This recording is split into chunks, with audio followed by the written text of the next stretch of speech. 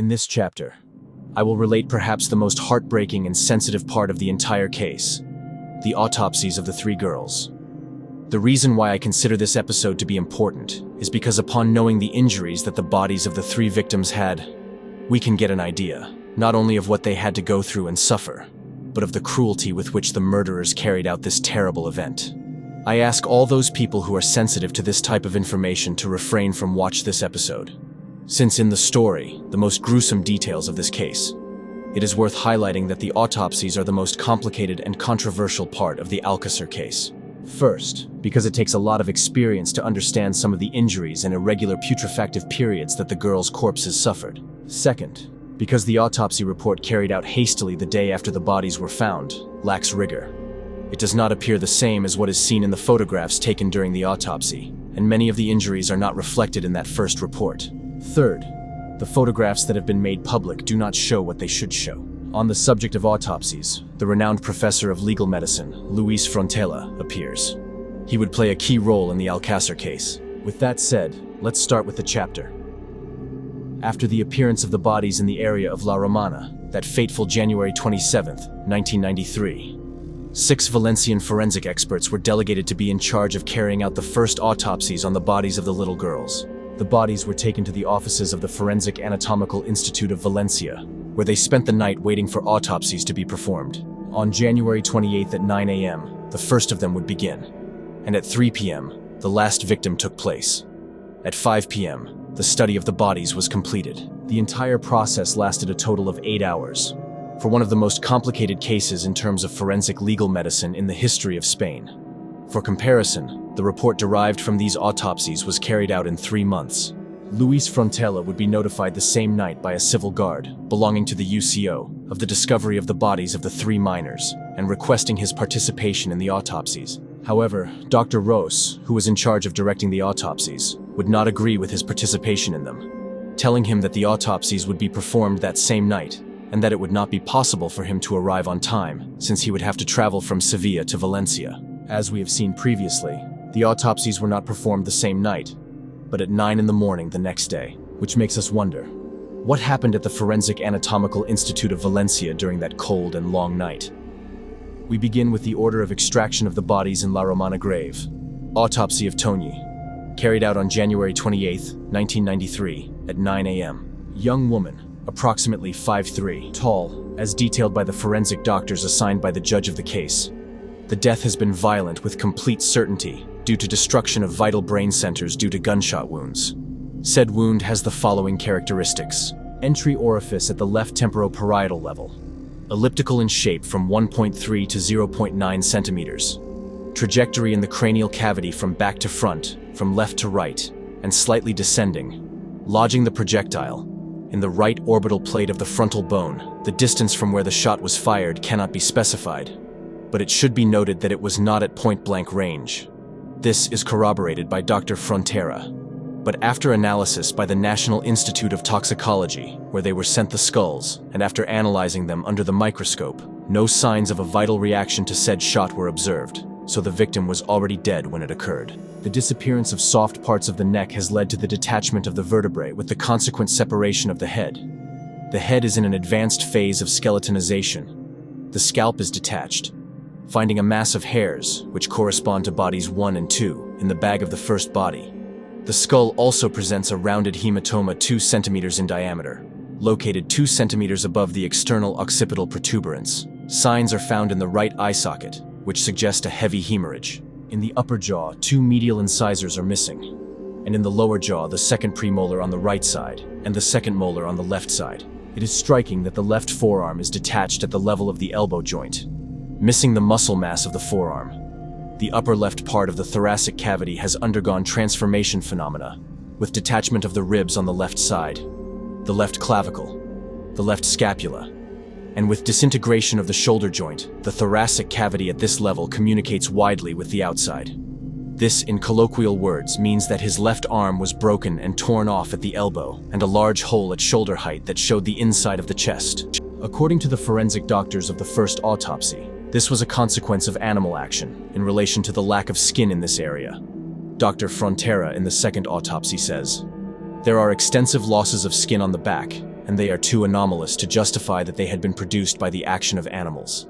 The edges in some areas are broken, in others beveled, as parts of the skin and body have been removed from the corpse. Other soft tissues. When we perform the autopsy, we cannot comment on the real mechanism of production of these losses of skin and soft tissues of the back. The following lesions are also found in the body. Round hematomas of 4 to 3 centimeters. On the posterior surface of the distal third of the left arm.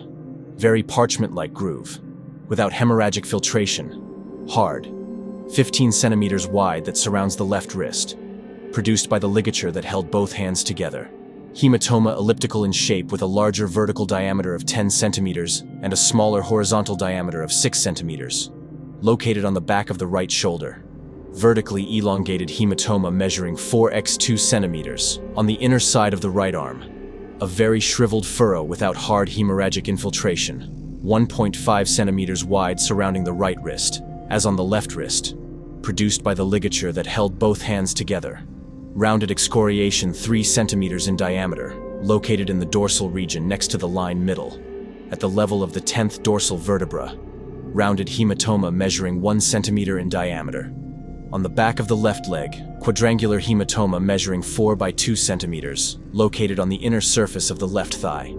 The elongated hematoma measuring 8 by 2 centimeters, 2 centimeters, at the level of the external lateral surface of the left leg. Countless bruises spread over the entire back, buttocks and extremities, produced by the violent action of objects with a blunt surface.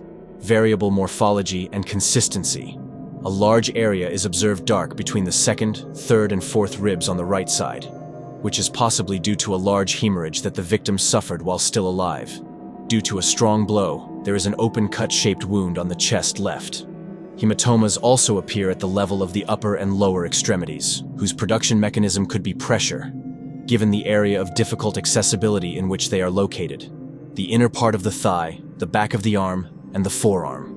According to this analysis, the injuries caused have been caused by brutal blows with different objects of different shapes, and by having been held with great force by the thighs and forearms, as for the injuries to the wrists of the groove type, with very pronounced clefts. They speak in favor of an intense pressure by a bond, not soft, consistent, and maintained. It presents a macroscopic appearance to the naked eye, which indicates a scarce reaction of vitality, as if they had been produced a short time before death. This means that the wrist restraints were placed very shortly before death. The spinal column is disarticulated.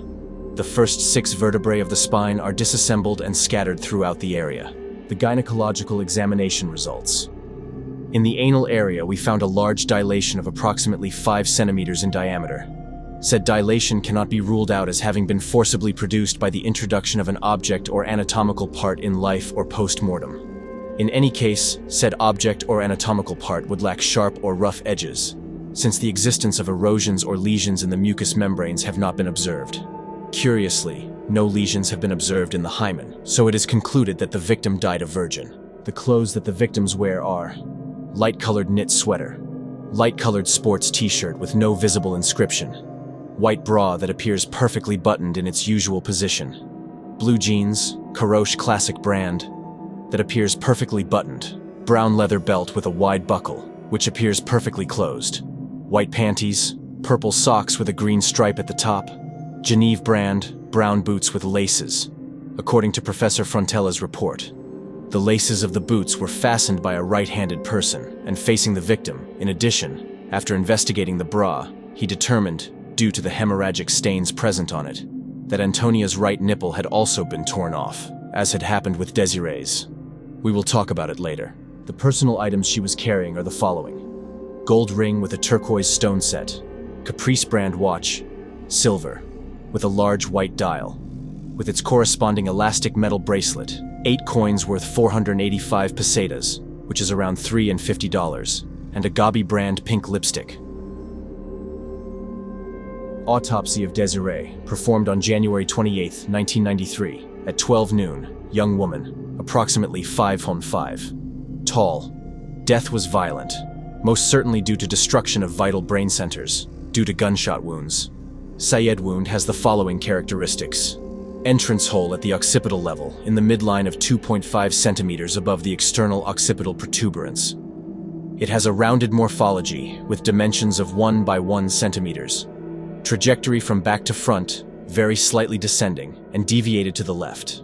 The exit hole isn't observed, although the bones of the nose are fractured, and there is a gap, just over a centimeter, under the left eye socket, compatible with those of an artifact produced by the exit of a projectile. Specifically in the interior of the skull has 2 fissures, one 8 centimeters and the other 10, and 2 fractures. The cause of these injuries is the impact of the bullet breaking the bones of the nose before exiting through the orbit of the left eye. The corpse is missing both incisors of the lower jaw. It's not possible to specify the distance at which the shot was fired, although a point-blank shot can be ruled out. In the shroud of this second corpse, there is a projectile that is brought to judicial custody. The arms appear in the front part of the body, with the wrists tied with a ligature in the form of shackles.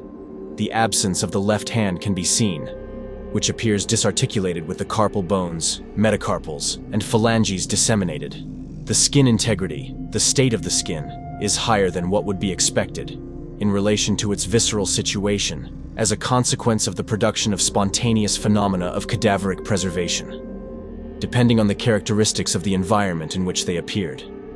The loss of soft tissues has led to the detachment of the cervical vertebrae, with the consequent detachment of the head. The upper left part seems strongly affected, with disarticulation of the humerus, scapula, and clavicle on this side, and disappearance of the subclavian anatomical space, establishing communication between the exterior and interior of the cavity. This means that, like the first body, this also had a huge hole in the same area of the shoulder. This destruction of the upper left part of the thorax is due to animal intervention. But of course, it should be noted that in Antonia's body, this injury was in the most exterior of the burial. But in the case of this body, it is found deeper and below the body of the previous one. Let's continue. Rounded hematoma measuring 0.5 centimeters in diameter on the posterior surface of the left elbow. 2 rounded hematomas with an approximate diameter of 1 to 1.5 centimeters, located on the posterior internal surface of the root of the left thigh. Quadrangular hematoma with very well-defined edges, measuring 2x2 centimeters on the inner surface of the right knee. Quadrangular hematoma, measuring 1 by 1 centimeter in surface on the inner posterior surface of the right leg. Rounded hematoma of 1 centimeter in diameter located on the upper and outer posterior part of the right thigh. These injuries seem to have been caused by blows with different hard objects with a blunt surface. The injuries on both wrists have an appearance that indicates a discrete vital reaction, which is why they were carried out, as in the previous corpse, shortly before die, or shortly after. All the skin on the back has been detached from the shoulders to almost the kidneys, probably produced by animal action. A traumatic amputation of the right nipple and the corresponding areola is observed. The edges of the traumatic amputation are clean and well-defined, and with irregularities, which suggests that this was carried out by the participation of some instrument with a cutting component, and of some mechanism in which pressure, cutting, and traction could have participated. There is little vital reaction in the edges, which suggests that it occurred at moments very close to death, although there are abundant hemorrhagic remains in the anterior part of the thorax and the right part of the bra, which indicates that she was still alive at the time of suffering the injury. An amorphous, reddish mass is observed on the back, the appearance of which corresponds to that of a blood collection. In the gynecological examination, a notable dilation of the anal orifice is observed, which has dimensions of 4x5 centimeters, and with a depth of about 13 centimeters. In the surroundings of the hole there are hematomas and small white spherical excrescences, with a diameter of less than 1x2 millimeters, which are probably fungi, something that is unknown because they were not sent for analysis. In erosions and small hematomas of 1x2 centimeters are observed inside the rectal cavity on the right side of the inside of the rectum. Several hematomas are observed on the outside of the genitals, 2 by 2 centimeters in the largest, and 1.2 centimeters in the smallest. Inside the vagina, and at quite a depth, there is a foreign body with an approximate volume of a cubic centimeter, which cannot be identified by examination with the naked eye. Dr. Frontera, after the second autopsy, and after performing the corresponding X-rays of the bodies, which he himself details, should have been done during the first autopsy, finds in Desiree's body, a Caravaca cross on the third and fourth lumbar vertebrae, without being able to specify how this object arrived together with its chain at that place. The clothes that the victim was wearing are metallic blue jacket with multiple zipper pockets, which appear closed, a t-shirt of an unrecognizable color, but of a light tone, with a vertical cut in the front part that reaches from the neck to the lower edge of the garment, so the shirt has been worn from top to bottom, and the two halves are joined with a double knot. 2 eyelet-shaped holes are also observed on said shirt. On the back, located 25 and 45 centimeters respectively from the collar of the shirt. Pinkish remains, which may correspond to blood remains, suggest that these 2 holes correspond to stab wounds that the victim suffered on the back, continuing with the clothes, wearing a clear bra, which it has also been cleanly cut in the center of the front. On the right cup, a rounded reddish stain with a scabby appearance appears, which could correspond to a bloodstain. This garment is placed in its usual position. Light blue jeans, Levi's brand, perfectly buttoned on the back of both legs. 2 fabric patches. Similar dark leather belt with a wide buckle, which appears perfectly closed. White panties with green stripes. The corpse wears socks, shoes, blue in color, with thick rubber soles, Highlander Snipe brand. Inside the shoes there are insoles used for perspiration. The personal items he was carrying are the following: quartz deck brand watch, black with a white dial, 3 coins worth 0.35 pesetas, or what is equivalent to 0.20 euro cents or $0.24 cents, and a pink lipstick stick. Autopsy of Miriam, carried out on January 28, 1993 at 3 o'clock in the afternoon. A young woman of approximately 5'5", tall. The death was certainly violent, due to the destruction of vital brain centers due to gunshot wounds. Said wound has the following characteristics: entrance hole at the level of the left parietal and junction, about 2 centimeters above and 5 centimeters inside the mastoid process. The morphology is rounded, with a diameter of 1 centimeter. The direction is from back to front, from the left to the right, and slightly descending. The exit hole is located at the right temporoparietal level, with dimensions of 1.11 x 1.2 centimeters. It is not possible to specify the distance at which the shot was fired, although it can be ruled out. The point-blank shot. Along with the corpse, detached scalp appears, forming a magma, in which it is impossible to differentiate with the naked eye its belonging to the different bodies in the study. The jaw appears separated from the rest of the skull. As we can see in the examination of the head, no mention is made of the deformity that the judge and the coroner reflected in the report they made during the removal of the bodies in the Roman. In the upper jaw, there is loss of all teeth, except the second right molar and the first and second molars on the right side, and in the lower jaw, the left canine is missing. The lack of soft tissue has led to the disarticulation of the cervical vertebrae, with the consequent detachment of the head, unlike the other 2 bodies. In this case, the skin integrity is complete throughout the entire body, except the skull and face. The right arm appears disarticulated from the trunk. The absence of the right hand is striking. There are erosions on the left wrist about 2 centimeters wide, with hemorrhagic remains and circular morphology, whose characteristics correspond to having been produced by some type of ligature, placed with great pressure, and that has caused friction. In the right forearm, there is a loss of muscular skin mass, from its middle third to the distal extremity, a point from which, as has already been said, the bone skeleton of the hand has been disarticulated, which does not appear. A large hematoma located in the region left dorsal, which reaches from the infrascapular area to the upper edge of the buttock, with approximate dimensions of 35 x 15 centimeters, presents a non-uniform purple color, with areas of greater intensity and points in which hemorrhagic infiltration. It is much more intense. The difference in its chromatic intensity and the large extent affected suggests that it was produced as a result of repeated blows with a blunt object, with smooth edges on the area.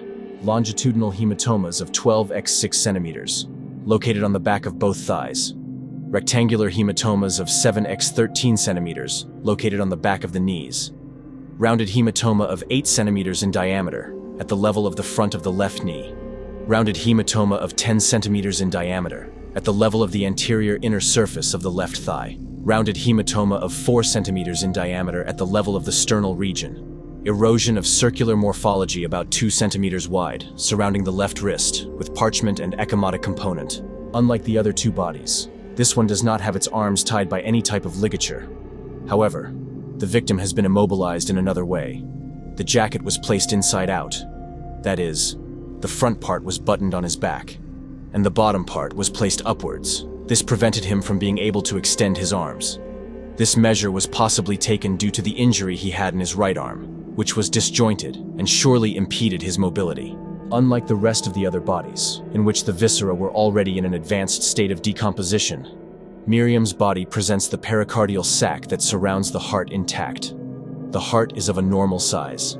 At the bottom of the thoracic cavity, there is an effusion of blood-like liquid with an approximate volume of 25 cubic centimeters, or what is the same.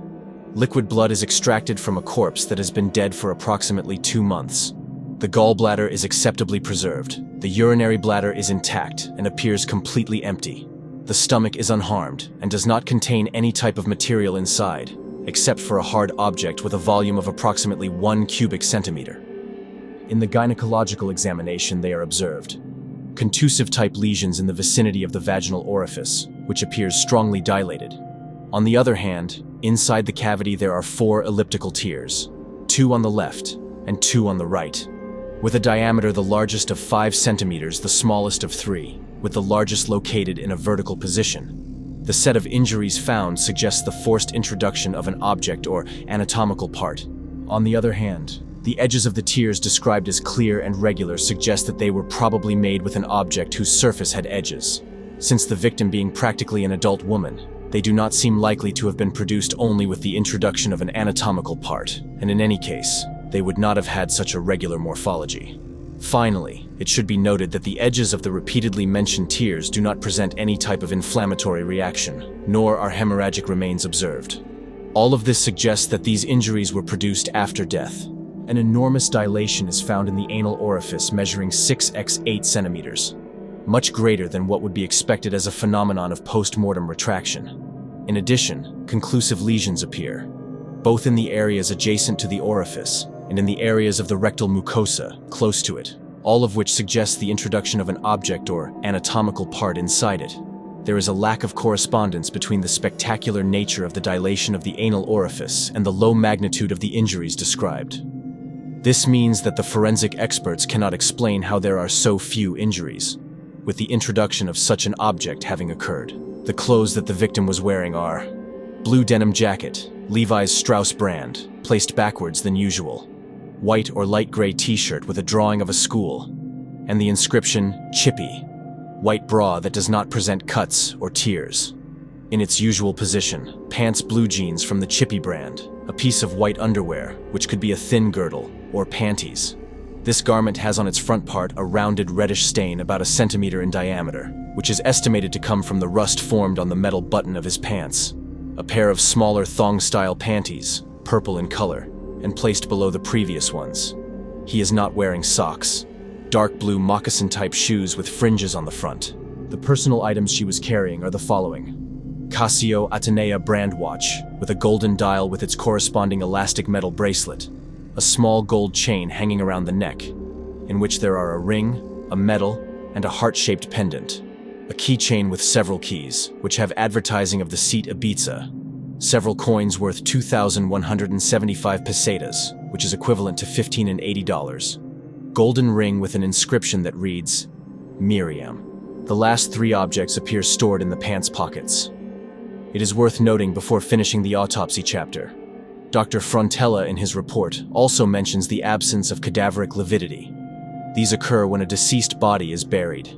It remains in a position, in said body in the part on which it rests, and due to gravity, a stain is formed caused by the fluids that are produced during putrefaction, and they are deposited in this area. Well, the bodies of these girls didn't have this type of lividity. This usually happens when the corpses are deposited in an aquatic environment, and due to the movement of the water, it prevents this from happening. But if they were buried in La Romana for 75 days, how we explain their absence? We also mention that fluorescence was found in the corpses that are not found in the land where they were buried, and that they are only found in one area in Valencia, the area of Albufera. And with this, we conclude this difficult chapter, in which we deal with the most heartbreaking part of this case. I do not go into debate or explain the conflict that Dr. Frontella had with the rest of the forensic experts who performed the first autopsy. I considered that it is not the right time, since I think that they can distract attention from what they really did to these girls. Therefore, I don't omit or obviate the irregularities and anomalous things that happened during their process or during the trial. I simply estimated that the interesting thing is drawing conclusions with the data we have and not with what we can imagine.